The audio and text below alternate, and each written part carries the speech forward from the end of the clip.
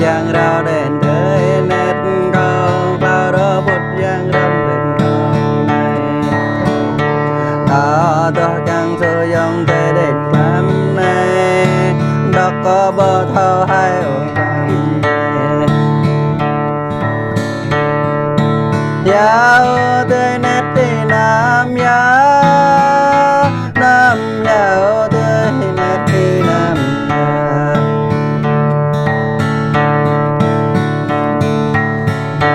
con ngoại đê cái con ta giật nhau con ngoại đê ô bao ta giật đây từng ta giật nên làn tươi nét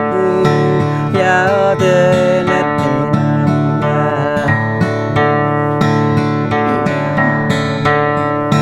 giao tươi nét thì nam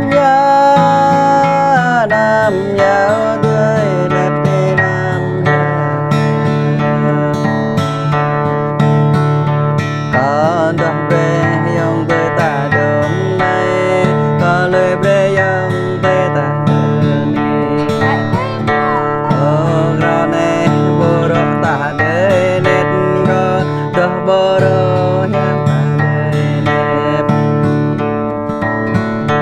có lùi tùm nơi dần đê nét có lùi tơ nơi dần đê nét bộ xôi rồi